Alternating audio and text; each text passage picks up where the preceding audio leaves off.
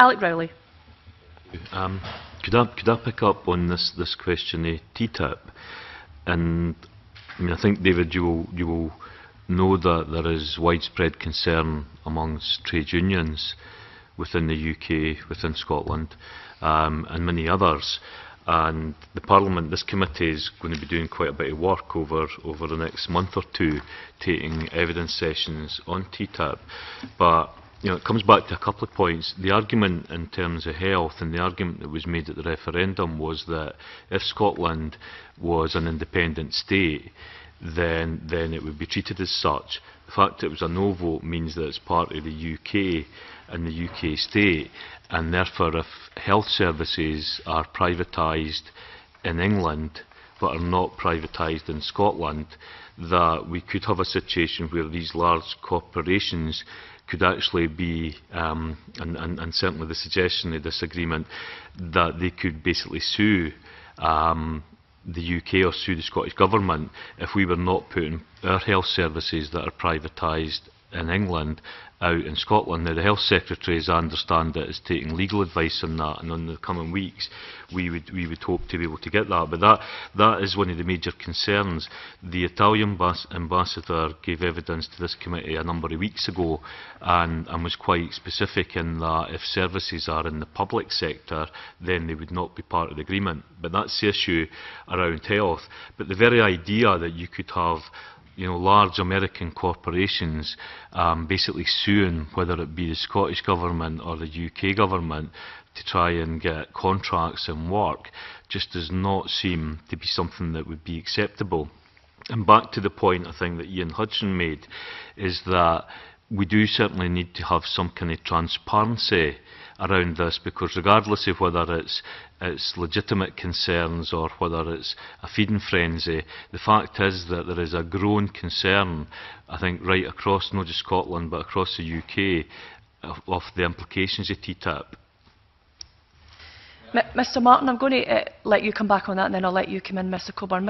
Mr Martin, I think one of the real concerns that has been lobbied to all of us, and that's the reason why we're taking forward the committee, is the investor dispute mechanism. And I remembered from my notes that you had said earlier that that was something that was a concern.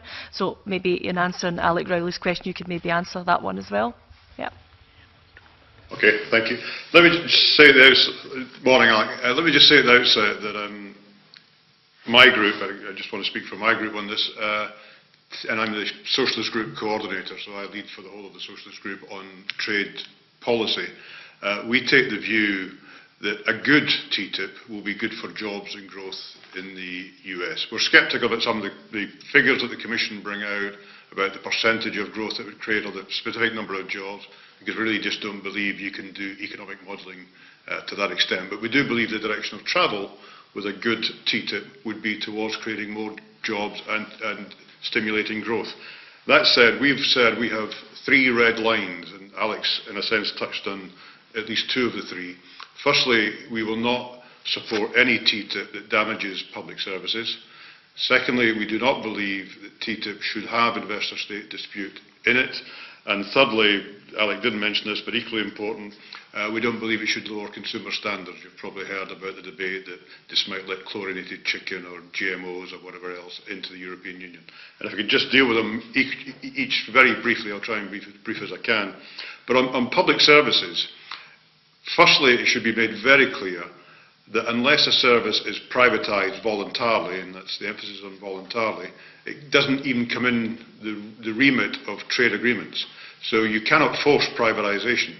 The argument between Scotland and England at the present time is that where England has already privatised part of its health service, if, and I don't accept this argument, but the argument is if TTIP was in existence, they couldn't then take them back under public control. So it's not that you would not be able to, you would have to be forced to privatise if it's not already in the public, if it's not already in the private sector, but it's what's called the ratchet clause, that you couldn't then bring it back under public control. That is not my interpretation of it. My interpretation is that if you open up a service, then it's open to competition. You open it up and you don't exclude it from a trade agreement, then you open it up not just to competition within your domestic market, but to whoever you've signed your trade deal with, in this case America. But the other thing to emphasise is so far the EU has never signed a free trade agreement that doesn't exempt public services and specifically does not exempt health. And the UK, because the member states also have an opt-out, the UK has never signed, never not exercised its right for an opt-out on health services when the EU has signed a free trade agreement. So the likelihood of public services being included are slim. But the bigger problem is the one you alluded to and the one that Alec alluded to, which is investor-state dispute, which has been abused in the past. This is not a new thing. Firstly, there are something like 1,400 ISDSs around at the moment. Many of them, and we believe illegally, since the Lisbon Treaty came into force, many of them internal EU agreements. And one of the famous cases, of course, that's often cited as an argument against ISDS, is the fact that Swedish companies are suing the German government because of Germany ending its nuclear programme. And they're saying that they should be entitled to significant compensation because Germany has denied them the right to make money in Germany by ending the nuclear programme. And there have been other cases, the famous cases, the Philip Morris case against Australia on plain packaging for cigarettes. We don't believe it's right that companies should be able to sue for changes in public policy. We don't believe it's right that they should be able to sue for future profits that they think they are losing if there's a policy change. What is right, though, and this is where we have to find a balance, is if assets are expropriated, companies need to be protected. And you might think in the modern world that doesn't happen very often, but just think back less than a year to Argentina taking over Spanish assets in Argentina and not necessarily until investor-state dispute was exercised paying any compensation for that. So we're trying to find a way where you can guarantee protection for physical assets but not for the other things that investor-state dispute has been used for. And a further complication, I'm sorry this is a bit more complicated than you might have expected, but the further complication is that if you take America for example, 9 of the 28 EU member states have investor-state dispute with the US. And frankly, they're all very badly worded at the moment, all loosely worded, which doesn't open them up for attack compared to the deal that the EU is likely to do, which will be much tighter. How can I say that? Because we've done a deal with Canada, and if you look at the investor-state dispute we've signed with Canada, it's much more restricted in terms of what can be sued for. All of that said, let me repeat though, we do not believe investor-state dispute should be in agreements. We think there's another mechanism for dealing with this issue, which is state-to-state settlement, not allowing individual private companies to sue. But the point to emphasise is, firstly, it's not new. It's been going on for a long time. And secondly, that the EU's model, and some people might say, well, I would say that, but I actually believe this, the EU model is better than any model that any of the existing member states have at the present time. It's because we've learned from history, we've learned from mistakes that have been made with the existing investor-state dispute. On transparency, finally, the point Alec was making, he's absolutely right. This started off, it was very difficult initially to get good information. That has changed quite dramatically. We now have the negotiating mandate, we now know what the Commission is negotiating on. After every round of negotiations from the very beginning, the Commission has been coming and reporting to the members of the Trade Committee, which has been good for us, but rather frustrating because it's been done behind closed doors, in confidence, and we're not meant to go out and talk about the specifics that we're being told. And as Ian rightly said at the beginning, there's now an agreement that this is going to be open to all members of Parliament, and the documentation is going to be open to all members of Parliament. So I don't think we're there yet, but we're moving in the right direction in transparency. But Alec's right to say this is an important issue. We believe, and I think collectively we believe, that when we get to the end of this process, we should have an informed public. They should know what's at stake in terms of TTIP, whether understand the content of it, so that we can have an informed discussion. And then the European Parliament, point to emphasise, the European Parliament will have a vote on this. This is not something the Commission can settle or the Member States can settle on their own. At the end of the day, the European Parliament will have a democratic vote to decide whether to accept or reject TTIP. Okay, thank you very much. I've got Duncan, I'll come back to you, but Mr Coburn had got in first and then I'll come back. And I think Jamie's got a brief supplementary. Right. I'll come back to you, Alan. Mr Coburn. To answer Mr Rowley's question, I agree with you. We can't, the last thing we want is TTIP to be getting involved in public services and damaging the health service. We don't want that to be the case. Absolutely not. We believe that the health service should be protected against that. Again, this is the problem you have if you allow the European Union, which is, making decisions about this for the whole of Europe. I would much prefer this decision to be made in the UK by Westminster. I don't think it should be made in the European Union. I don't think people should be allowed to sue, and I think we should, if a decision is made in Scotland, then it should be respected. The Scottish Parliament makes a decision, and it has responsibility for health, then that decision should stand. But as far as I'm concerned, we should not allow TTIP to attack our public services. UKIP believe very strongly in the health service, we will do everything we can to protect it. Okay, if I go to Dr Duncan and then to Ian Hudgton, if you want to come in behind Dr Duncan, Ian. Thank you very much, Madam Convener. Like my colleagues, I've had a lot of mail on this, and I, of course, was very concerned. A free trade agreement should be at its heart a way of generating growth and generating jobs, but it has now come down to very focused concerns, mostly around, again, the health service and its investor-state dispute mechanism. I sat with the chief negotiator about this so I could fully understand it. And what became clear in the discussions was that the clauses which exist in the current trade agreements which have been signed in the past are remarkably loose and poor. And yet when you look at what has been achieved in the proposal, and I say again, it's a proposal, it is substantially different. And it begs the question of whether a number of the more prominent cases which have been regularly cited would indeed have been possible under the new revised clause proposed in the investor-state dispute mechanism. Now, I look upon the issue of the healthcare service as well in a broader sense, not just in terms of the privatisation, which I don't fully accept the comments made there, but I also recognise that this area can have extraordinary benefits in terms of the support for medical devices, which can reduce the costs, and these devices themselves are significant and important to our health service, as well as that we look at some of the issues around pharmaceuticals and other costs there, and in terms of research and sharing. So there are benefits which we can see and which will materially help the National Health Service as well. So we need to be very careful when we're discussing this, that we are not seeking to prejudice. And the most important thing, again, when we talk about the transparency issue, we have to remember this is the first time we've ever really had transparency in any of these proposed negotiations. In previous free trade agreements, there simply wasn't any transparency. So we've made a huge leap forward.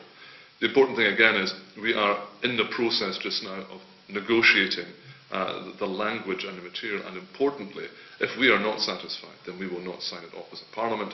If we are satisfied, we will make sure that we're able to explain why we are satisfied. But that is the important thing. This is not a done deal, it's not a secret deal, it will not happen in a closed room. It will happen here in the chamber, well, actually it will happen in Strasbourg, technically in the chamber of the European Parliament, and we will have an opportunity then to make sure that we are exercising the will of the Scottish people. Mr Hudgton. Just briefly, I think it's good that there seems to be a broad level of agreement so far amongst the members from Scotland on this, because there are a whole host of issues that are very important to us. Just a quick reference to why should the EU be negotiating trade deals. I think it's true to say that even the UK government, which likes to tell us that it's very big and powerful, accepts that the EU has more negotiating power in the trade aspects, the genuinely beneficial trade aspects of this kind of agreement than the UK itself would have, and that's why the UK government is supporting the process. It's a bit, to my mind, a little bit too kind of careless, if that's the word, about whether or not public services might be affected. But I think the most important thing arising from your recent deliberations is the fact that you're to have an inquiry from Scotland's point of view, and I think that the issue about Scotland, England and different kind of priorities in health services is one that really needs to be looked at, and your inquiry can draw that out, hopefully, and help us too to ensure that we do what we can to help get it right at the end of the day. Excellent, thank you. Very quickly, Mr Coburn, then James. Quickly, one of the problems, of course, with all this, as Ian was saying, it goes to the Parliament, we're going to say no. The problem is, basically, the Parliament's a parliament of eunuchs, because there's very little power we actually have. There's an inbuilt majority that support the Commission, and it's very difficult to change that. So, you know, it's not all as simple as that. Okay, you get a quick supplementary? Well, it's just that on TTIP, the US has been very clear, I think, that public sector services is never part of the trade agreements. And I think the greatest gains for the UK and Scotland, particularly, would be oil and gas and financial services. But also the farmers' eyes are lighting up because, for example, the Scots beef import ban might be lifted, I'm told, which would be very important for Scottish farmers. Would you like to comment on some of the benefits of TTIP that could accrue to Scotland from a sensible, good agreement? Mr Martin, do you want to come back on that and then come in with a question or comment that you've got? Yeah, in terms of the benefits are potentially enormous. I mean, firstly, David Coburn was making a big play about financial services. Well, it's very difficult for our banks and insurance companies to operate in the US market at the present time. And one of our offensive interests of the EU is to open up the US financial services to competition from British and European companies. And I don't think we're being parochial to think that Scottish companies could do particularly well in that market if it was an open and free and fair market. It's obviously good news for Scottish food and drinks products, as Jamie has said, particularly beef, but not just beef. There's some specialised fishing, prawns and so on, that find it quite difficult for sanitary and phytosanitary reasons to get access to the US market that we'd hopefully deal with in such a trade agreement. There are go to the borders and you'll find that some of the textiles companies have serious concerns about, although the level of tariffs on textiles is on average very low, there are some significant tariff spikes which stop us selling some cashmere and other niche products into the US market.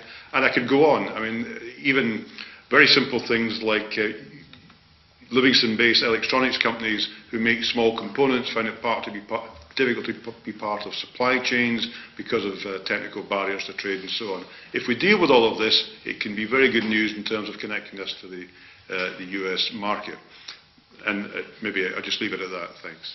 Okay, thank you very much. I'm very conscious of time now. Mr Rowley, do you want to come back on any of that? No, I think the key point I would make is that there is genuine concern. You say that yourself for the mailbags that you have, and I think it's important that our European members of Parliament, I mean, it maybe comes to my final point, because a number you have in your written submission talked about the rise of Eurosceptic parties across Europe, the rise of the right across Europe.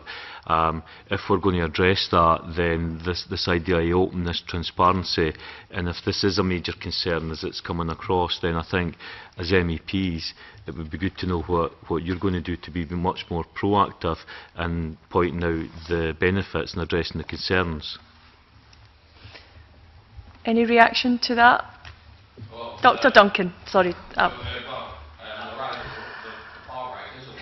UKIP, of course, are not a right-wing party, we're a libertarian party.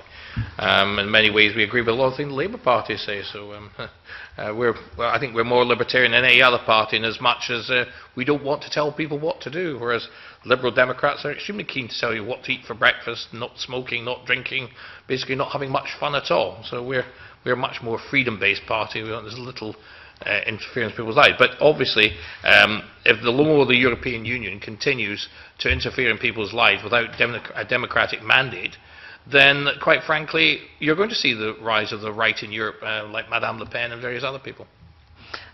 Dr Duncan and then Ian Hudgton. David would like to go in before me, so I'm quite happy to see. Sorry, right, okay. I wasn't going to... I was trying not to respond to David Coburn's earlier remark, but he's repeated it. This idea that the European Parliament simply rubber stamps what the Commission does is just absolute nonsense. I mean, one of the biggest trade deals in the previous Parliament was ACTA, the Anti-Counterfeiting Treaty, and the European Parliament rejected it with the largest majority it's ever rejected a Commission proposal. So the idea that the Commission will go out and negotiate, bring forward a treaty, and the Parliament will say whatever the content of that treaty, we accept it, is just not true.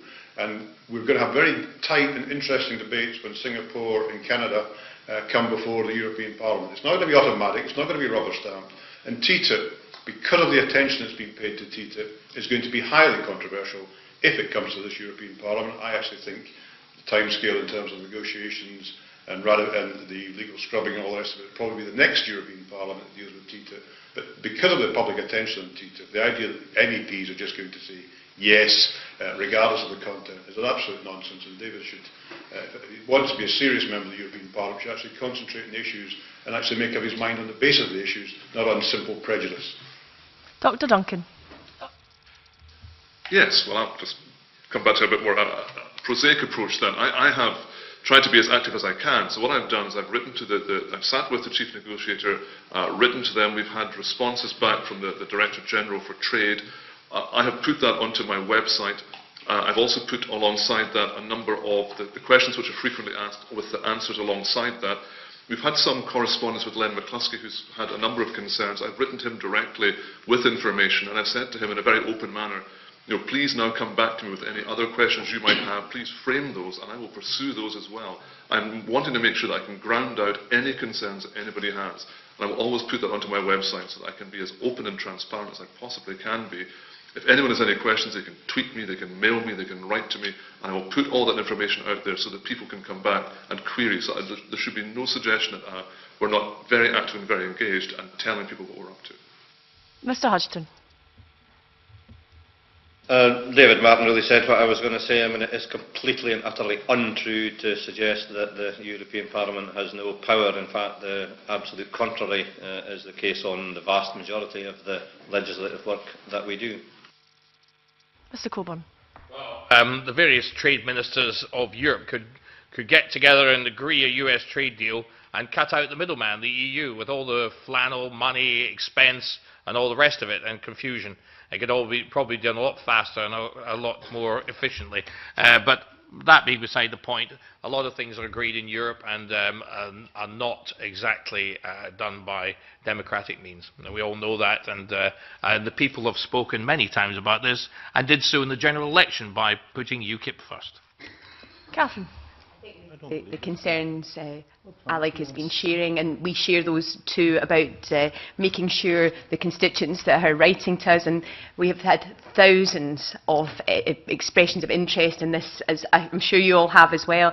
And maybe if, as Ian does, we've got standard letters where, all our committees seem to be having TTIP hearings where the negotiators actually come. It's all web streamed as well.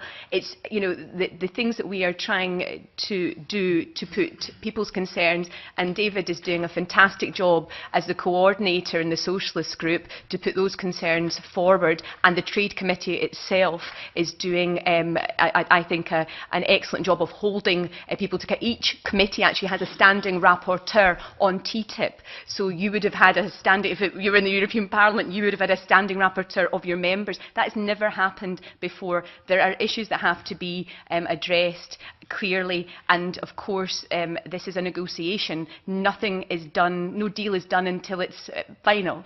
So I think that we have to keep this dialogue on TTIP going, and we have to ensure that you've given the information as well. Thank you. Yeah, I think in preparation for our inquiry, our clerks are looking very, very closely at the lead that's been taken by all of our members in Europe.